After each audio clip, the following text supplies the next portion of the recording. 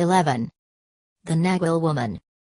Don Juan said that when he was put in the care of the westerly women to be cleansed, he was also put under the guidance of the northerly woman who was comparable to Florinda, the #1 stalker, who taught him the principles of that art. She and his benefactor gave him the actual means to secure the 3 male warriors, the 1 courier, and the 4 female stalkers who were to make up his party. The 8 female seers of his benefactor's group had searched for the distinctive configurations of luminosity and had had no difficulty whatever in finding the appropriate types of male and female warriors for Don Juan's party. His benefactor, however, did not permit those seers to do anything to gather the warriors they had found. It was left to Don Juan to apply the principles of stalking and secure them. The first warrior to appear was Vicente. Don Juan did not have enough of a command of stalking to be able to draft him. His benefactor and the northerly stalker had to do most of the work. Then came Silvio Manuel, later Don Gennaro, and finally Ermilito, the courier. Florinda was the first female warrior. She was followed by Zoila, then Delia, and then Carmela. Don Juan said that his benefactor had insisted relentlessly that they deal with the world exclusively in terms of controlled folly. The end result was a stupendous team of practitioners, who thought up and executed the most intricate schemes. When they had all acquired a degree of proficiency in the art of stalking, their benefactor thought it was time for him to find the Nagual woman for them. True to his policy of helping everyone to help themselves, he waited to bring her into their world, not only until all of them were expert stalkers, but until Don Juan had learned to see.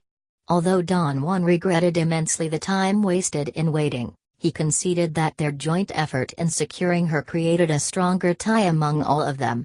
It revitalized their commitment to seek their freedom. His benefactor began to unfold his strategy for drawing in the Nagual woman by all of a sudden becoming a devout Catholic. He demanded that Don Juan, being the heir to his knowledge, behave like a son and go to church with him. He dragged him to Mass nearly every day. Don Juan said that his benefactor, who was very charming and glib, would introduce him to everyone in church as his son, a bone setter. Don Juan, by his own account an uncivilized pagan at that time, was mortified to find himself in social situations where he had to talk and give an account of himself. He put his mind at ease with the idea that his benefactor had an ulterior motive for everything he was doing. He attempted to deduce from observing him what his reasons might be. His benefactor's actions were consistent and seemed above board. As an exemplary Catholic, he gained the trust of scores of people, especially the parish priest, who held him in high esteem, considering him a friend and confidant. Don Juan could not figure out what he was up to. The thought crossed his mind that his benefactor might have sincerely taken up Catholicism, or gone mad. He had not yet understood that a warrior never loses his mind under any circumstances. Don Juan's qualms about going to church vanished when his benefactor began introducing him to the daughters of people he was acquainted with. He enjoyed that, although he felt ill at ease. Don Juan thought that his benefactor was helping him to exercise his tongue. He was neither glib nor charming, and his benefactor had said that a Nagual, perforce, has to be both. One Sunday during Mass, after nearly a year of almost daily attendance, Don Juan found out the real reason for their going to church. He was kneeling next to a girl named Olinda, the daughter of one of his benefactor's acquaintances. He turned to exchange a glance with her, as had become their custom after months of daily contact. Their eyes met, and suddenly Don Juan saw her as a luminous being, and then he saw her doubleness. Olinda was a double woman.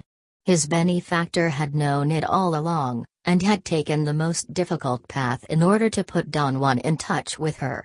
Don Juan confessed to us that the moment was overwhelming to him. His benefactor knew that Don Juan had seen. His mission to put the double beings together had been completed successfully and impeccably.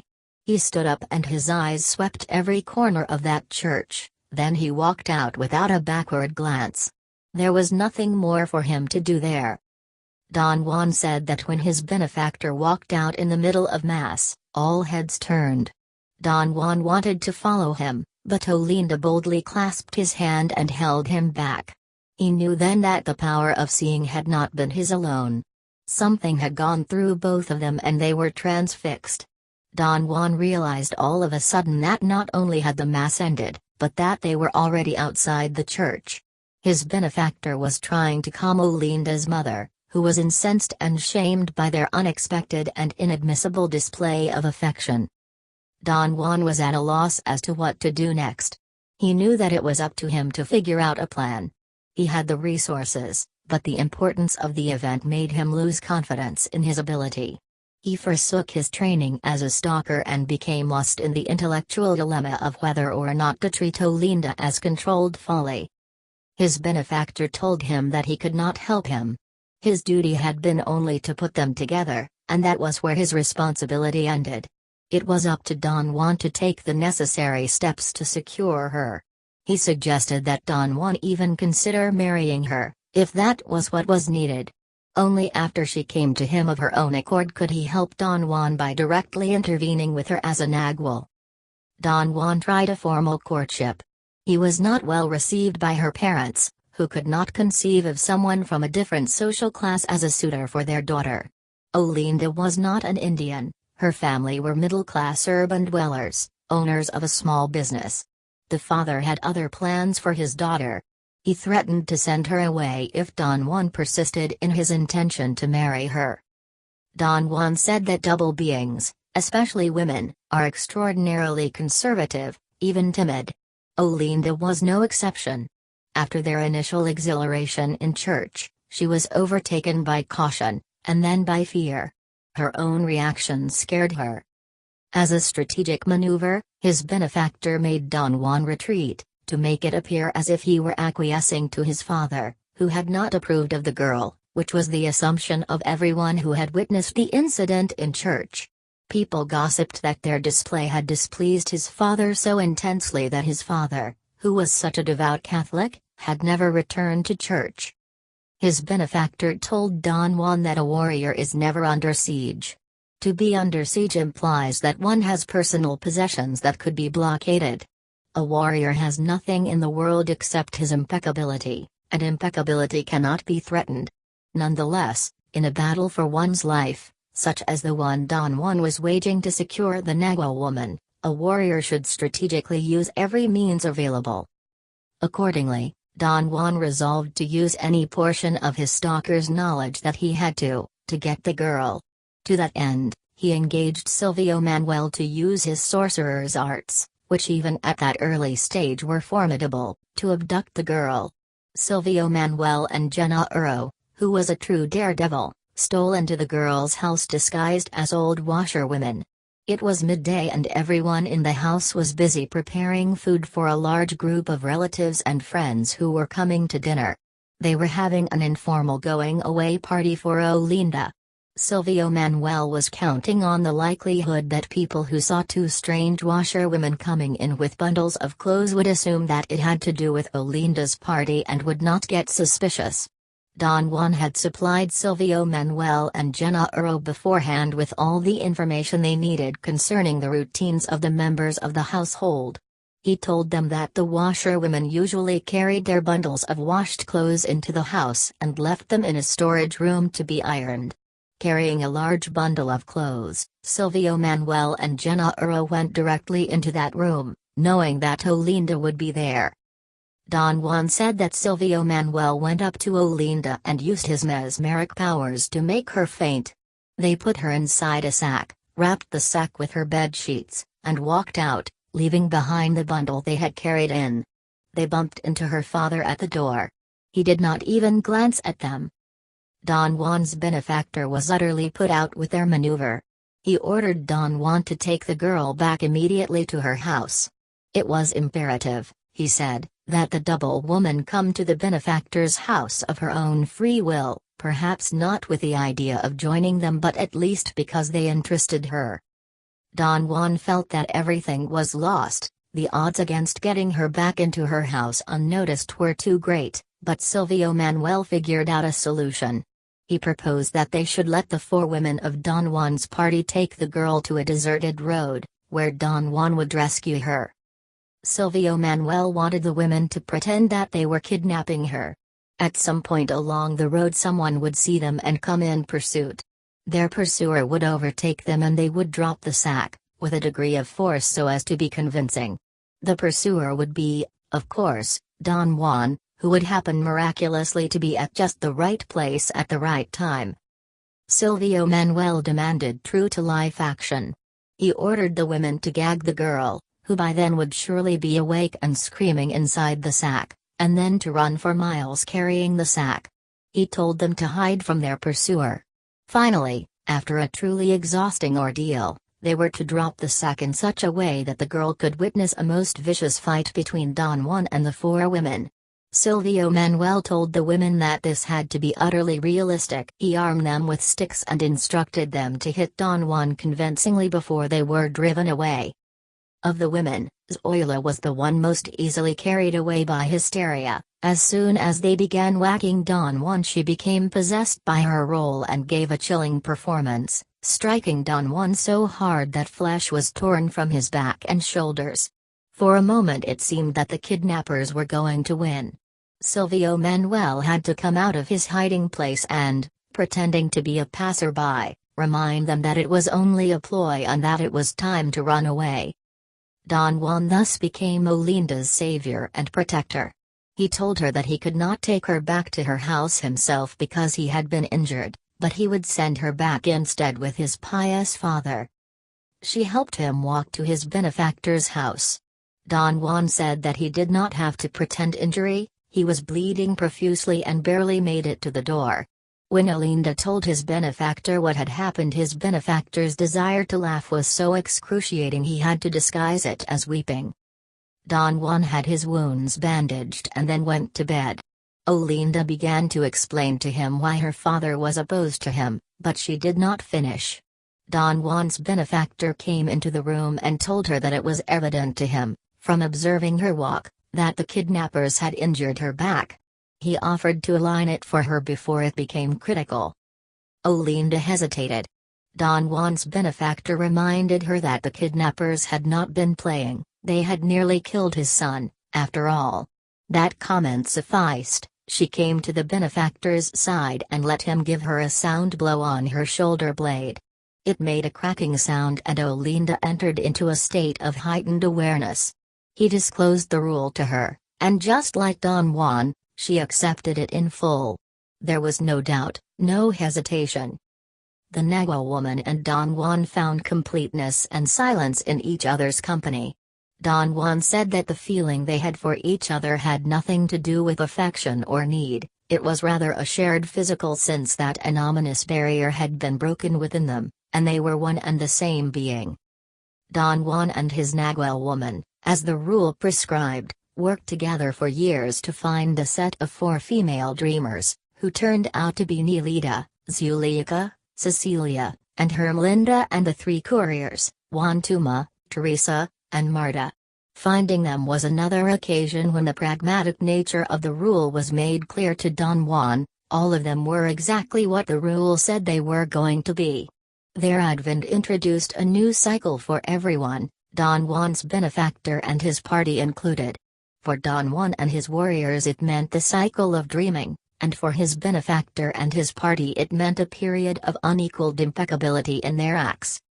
His benefactor explained to Don Juan that when he was young and was first introduced to the idea of the rule as the means to freedom, he had been elated, transfixed with joy.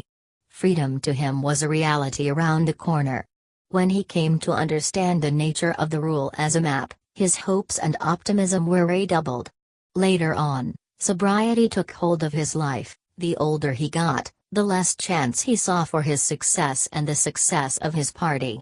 Finally he became convinced that no matter what they did, the odds were too great against their tenuous human awareness ever flying free. He made peace with himself and his fate, and surrendered to failure. He told the eagle from his inner self that he was glad and proud to have nourished his awareness. The eagle was welcome to it. Don Juan told us that the same mood was shared by all the members of his benefactor's party. The freedom proposed in the rule was something they considered unattainable. They had caught glimpses of the annihilating force that the eagle is, and felt that they did not stand a chance against it. All of them had agreed, nevertheless, that they would live their lives impeccably for no other reason than to be impeccable. Don Juan said that his benefactor and his party, in spite of their feelings of inadequacy, or perhaps because of those feelings, did find their freedom. They did enter into the third attention, not as a group, however, but one by one. The fact that they found the passageway was the final corroboration of the truth contained in the rule. The last one to leave the world of everyday life awareness was his benefactor. He complied with the rule and took Don Juan's Nagual woman with him. As the two of them dissolved into total awareness, Don Juan and all his warriors were made to explode from within. He could find no other way of describing the feeling entailed in being forced to forget all they had witnessed of their benefactor's world. The one who never forgot was Silvio Manuel. It was he who engaged Don Juan in the back-breaking effort of bringing back together the members of their group, all of whom had been scattered. He then plunged them into the task of finding the totality of themselves. It took them years to accomplish both tasks. Don Juan had extensively discussed the Tropic of Forgetting, but only in connection with their great difficulty in getting together again and starting over without their benefactor. He never told us exactly what it entailed to forget or to gain the totality of oneself. In that respect he was true to his benefactor's teachings, only helping us to help ourselves. To this effect, he trained LaGuardia and me to see together and was able to show us that, although human beings appear to us here as luminous eggs, the egg-like shape is an external cocoon, a shell of luminosity that houses a most intriguing, haunting, mesmeric core made up of concentric circles of yellowish luminosity, the color of a candle's flame. During our final session, he had us see people milling around a church. It was late afternoon, almost dark, yet the creatures inside their rigid, luminous cocoons radiated enough light to render everything around them crystal clear. The sight was wondrous. Don Juan explained that the egg-shaped shells which seemed so bright to us were indeed dull. The luminosity emanated from the brilliant core, the shell in fact dulled its radiance. Don Juan revealed to us that the shell must be broken in order to liberate that being. It must be broken from the inside at the right time, just as creatures that hatch out of eggs break their shells. If they fail to do so, they suffocate and die. As with creatures that hatch out of eggs, there is no way for a warrior to break the shell of his luminosity until the time is right. Don Juan told us that losing the human form was the only means of breaking that shell, the only means of liberating that haunting luminous core, the core of awareness which is the eagle's food. To break the shell means remembering the other self, and arriving at the totality of oneself. Don Juan and his warriors did arrive at the totality of themselves, and turned then to their last task, which was to find a new pair of double beings. Don Juan said that they thought it was going to be a simple matter, everything else had been relatively easy for them. They had no idea that the apparent effortlessness of their accomplishments as warriors was a consequence of their benefactor's mastery and personal power. Their quest for a new pair of double beings was fruitless. In all their searching, they never came across a double woman. They found several double men, but they were all well situated, busy, prolific, and so satisfied with their lives that it would have been useless to approach them. They did not need to find purpose in life. They thought they had already found it. Don Juan said that one day he realized that he and his group were getting old, and there seemed to be no hope of ever accomplishing their task. That was the first time they felt the sting of despair and impotence. Silvio Manuel insisted that they should resign themselves and live impeccably without hope of finding their freedom. It seemed plausible to Don Juan that this might indeed be the key to everything. In this respect he found himself following in his benefactor's footsteps. He came to accept that an unconquerable pessimism overtakes a warrior at a certain point on his path.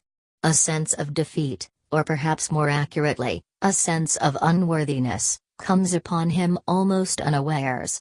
Don Juan said that, before, he used to laugh at his benefactor's doubts and could not bring himself to believe that he worried in earnest. In spite of the protests and warnings of Silvio Manuel, Don Juan had thought it was all a giant ploy designed to teach them something. Since he could not believe that his benefactor's doubts were real, neither could he believe that his benefactor's resolution to live impeccably without hope of freedom was genuine. When he finally grasped that his benefactor, in all seriousness, had resigned himself to fail, it also dawned on him that a warrior's resolution to live impeccably in spite of everything cannot be approached as a strategy to ensure success. Don Juan and his party proved this truth for themselves when they realized for a fact that the odds against them were astonishing. Don Juan said that at such moments a lifelong training takes over, and the warrior enters into a state of unsurpassed humility. When the true poverty of his human resources becomes undeniable, the warrior has no recourse but to step back and lower his head. Don Juan marveled that this realization seems to have no effect on the female warriors of a party. The disarray seems to leave them unfazed. He told us that he had noted this in his benefactor's party. The females were never as worried and morose about their fate as were the males. They seemed simply to acquiesce in the judgment of Don Juan's benefactor and follow him without showing signs of emotional wear and tear. If the women were ruffled at some level, they were indifferent to it. To be busy was all that counted for them. It was as if only the males had bid for freedom and felt the impact of a counterbidding. In his own group, Don Juan observed the same contrast. The women readily agreed with him when he said that his resources were inadequate. He could only conclude that the women, although they never mentioned it, had never believed they had any resources to begin with. There was consequently no way they could feel disappointed or despondent at finding out they were impotent. They had known it all along. Don Juan told us that the reason the eagle demanded twice as many female warriors as males was precisely because females have an inherent balance which is lacking in males. At the crucial moment, it is the men who get hysterical and commit suicide if they judge that everything is lost. A woman may kill herself due to lack of direction and purpose, but not because of the failure of a system to which she happens to belong. After Don Juan and his party of warriors had given up hope, or rather, as Don Juan put it, after he and the male warriors had reached rock bottom and the women had found suitable ways to humor them, Don Juan finally stumbled upon a double man he could approach. I was that double man. He said that since no one in his right mind is going to volunteer for such a preposterous project as a struggle for freedom, he had to follow his benefactor's teachings and, in true stalker's style, reel me in as he had reeled in the members of his own party. He needed to have me alone at a place where he could apply physical pressure to my body, and it was necessary that I go there of my own accord. He lured me into his house with great ease. As he said, securing the double man is never a great problem. The difficulty is to find one who is available. That first visit to his house was, from the point of view of my daily awareness, an uneventful session. Don Juan was charming and joked with me. He guided the conversation to the fatigue the body experiences after long drives, a subject that seemed thoroughly inconsequential to me, as a student of anthropology. Then he made the casual comment that my back appeared to be out of alignment, and without another word put a hand on my chest and straightened me up and gave me a sound rap on the back. He caught me so unprepared that I blacked out. When I opened my eyes again I felt as if he had broken my spine, but I knew that I was different. I was someone else and not the me I knew. From then on, whenever I saw him he would make me shift from my right side awareness to my left, and then he would reveal the rule to me. Almost immediately after finding me, Don Juan encountered a double woman. He did not put me in touch with her through a scheme, as his benefactor had done with him, but devised a ploy, as effective and elaborate as any of his benefactors, by which he himself enticed and secured the double woman. He assumed this burden because he believed that it was the benefactor's duty to secure both double beings immediately upon finding them, and then to put them together as partners in an inconceivable enterprise. He told me that one day, when he was living in Arizona, he had gone to a government office to fill out an application.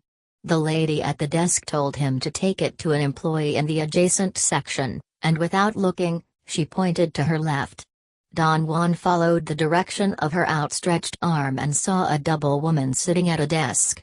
When he took his application to her, he realized that she was just a young girl. She told him that she had nothing to do with applications. Nevertheless, out of sympathy for a poor old Indian, she took the time to help him process it. Some legal documents were needed, documents which Don Juan had in his pocket, but he pretended total ignorance and helplessness. He made it seem that the bureaucratic organization was an enigma to him. It was not difficult at all to portray total mindlessness, Don Juan said. All he had to do was revert to what had once been his normal state of awareness. It was to his purpose to prolong his interaction with the girl for as long as he could. His mentor had told him, and he himself had verified it in his search, that double women are quite rare. His mentor had also warned him that they have inner resources that make them highly volatile. Don Juan was afraid that if he did not play his cards expertly, she would leave. He played on her sympathy to gain time. He created further delay by pretending that the legal documents were lost. Nearly every day he would bring in a different one to her. She would read it and regretfully tell him that it was not the right one. The girl was so moved by his sorry condition that she even volunteered to pay for a lawyer to draw him up an affidavit in lieu of the papers. After 3 months of this, Don Juan thought it was time to produce the documents. By then she had gotten used to him and almost expected to see him every day. Don Juan came one last time to express his thanks and say goodbye. He told her that he would have liked to bring her a gift to show his appreciation, but he did not have money even to eat. She was moved by his candor and took him to lunch. As they were eating, he mused that a gift does not necessarily have to be an object that one buys. It could be something that is only for the eyes of the beholder. Something to remember rather than to possess. She was intrigued by his words. Don Juan reminded her that she had expressed compassion for the Indians and their condition as paupers. He asked her if she would like to see the Indians in a different light, not as paupers but as artists. He told her that he knew an old man who was the last of his line of power dancers. He assured her that the man would dance for her at his request, and furthermore, he promised her that never in her life had she seen anything like it, nor would she ever again. It was something that only Indians witnessed. She was delighted at the idea. She picked him up after her work, and they headed for the hills where he told her the Indian lived. Don Juan took her to his own house. He made her stop the car quite a distance away, and they began to walk the rest of the way. Before they reached the house, he stopped and drew a line with his foot in the sandy, dry dirt. He told her that the line was a boundary and coaxed her to step across. The Nagual woman herself told me that up to that point she had been very intrigued with the possibility of witnessing a genuine Indian dancer, but when the old Indian drew a line on the dirt and called it a boundary, she began to hesitate. Then she became outright alarmed when he told her that the boundary was for her alone, and that once she stepped over it there was no way of returning. The Indian apparently saw her consternation and tried to put her at ease. He politely patted her on the arm and gave her his guarantee that no harm would come to her while he was around. The boundary could be explained, he told her, as a form of symbolic payment to the dancer, for he did not want money. Ritual was in lieu of money, and ritual required that she step over the boundary of her own accord. The old Indian gleefully stepped over the line and told her that to him all of it was sheer Indian nonsense, but that the dancer, who was watching them from inside the house, had to be humored if she wanted to see him dance. The Nagual woman said that she suddenly became so afraid that she could not move to cross the line.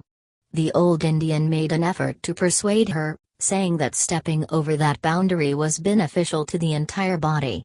Crossing it had not only made him feel younger, it had actually made him younger, such power did that boundary have. To demonstrate his point, he crossed back again and immediately his shoulders slouched, the corners of his mouth drooped, His eyes lost their shine. The Nagual woman could not deny the differences the crossings had made. Don Juan recrossed the line a third time. He breathed deeply, expanding his chest, his movements brisk and bold. The Nagual woman said that the thought crossed her mind that he might even make sexual advances. Her car was too far away to make a run for it. The only thing she could do was to tell herself that it was stupid to fear that old Indian. Then the old man made another appeal to her reason and to her sense of humor. In a conspiratorial tone, as if he were revealing a secret with some reluctance, he told her that he was just pretending to be young to please the dancer, and that if she did not help him by crossing the line, he was going to faint at any moment from the stress of walking without slouching. He walked back and forth across the line to show her the immense strain involved in his pantomime. The Nagual woman said that his pleading eyes revealed the pain his old body was going through to mimic youth. She crossed the line to help him and be done with it. She wanted to go home. The moment she crossed the line, Don Juan took a prodigious jump and glided over the roof of the house. The Nagual woman said that he flew like a huge boomerang. When he landed next to her, she fell on her back. Her fright was beyond anything she had ever experienced, but so was her excitement at having witnessed such a marvel. She did not even ask how he had accomplished such a magnificent feat. She wanted to run back to her car and head for home. The old man helped her up and apologized for having tripped her. In fact, he said, he himself was the dancer and his flight over the house had been his dance. He asked her if she had paid attention to the direction of his flight. The Nagual woman circled her hand counterclockwise. He patted her head paternally and told her that it was very auspicious that she had been attentive. Then he said that she may have injured her back in her fall, and that he could not just let her go without making sure she was all right. Boldly, he straightened her shoulders and lifted her chin and the back of her head, as if he were directing her to extend her spine. He then gave her a sound smack between her shoulder blades, literally knocking all the air out of her lungs. For a moment she was unable to breathe and she fainted. When she regained consciousness, she was inside his house. Her nose was bleeding, her ears were buzzing, her breathing was accelerated, she could not focus her eyes. He instructed her to take deep breaths to a count of 8. The more she breathed, the clearer everything became. At one point, she told me, the whole room became incandescent, everything glowed with an amber light. She became stupefied and could not breathe deeply anymore. The amber light by then was so thick it resembled fog. Then the fog turned into amber cobwebs. It finally dissipated, but the world remained uniformly amber for a while longer. Don Juan began to talk to her then. He took her outside the house and showed her that the world was divided into two halves. The left side was clear but the right side was veiled in amber fog. He told her that it is monstrous to think that the world is understandable or that we ourselves are understandable. He said that what she was perceiving was an enigma, a mystery that one could only accept in humbleness and awe. He then revealed the rule to her. Her clarity of mind was so intense that she understood everything he said. The rule seemed to her appropriate and self-evident. He explained to her that the two sides of a human being are totally separate and that it takes great discipline and determination to break that seal and go from one side to the other. A double being has a great advantage. The condition of being double permits relatively easy movement between the compartments on the right side. The great disadvantage of double beings is that by virtue of having two compartments they are sedentary, conservative, afraid of change. Don Juan said to her that his intention had been to make her shift from her extreme right compartment to her more lucid, sharper left-right side, but instead, through some inexplicable quirk, his blow had sent her all across her doubleness, from her everyday extreme right side to her extreme left side. He tried 4 times to make her revert back to a normal state of awareness, but to no avail. His blows helped her, however, to turn her perception of the wall of fog on and off at will. Although he had not intended it, Don Juan had been right in saying that the line was a one-way boundary for her. Once she crossed it, just like Silvio Manuel, she never returned. When Don Juan put the Nagual woman and me face to face, neither of us had known of the other's existence, yet we instantly felt that we were familiar with one another. Don Juan knew from his own experience that the solace double beings feel in each other's company is indescribable, and far too brief.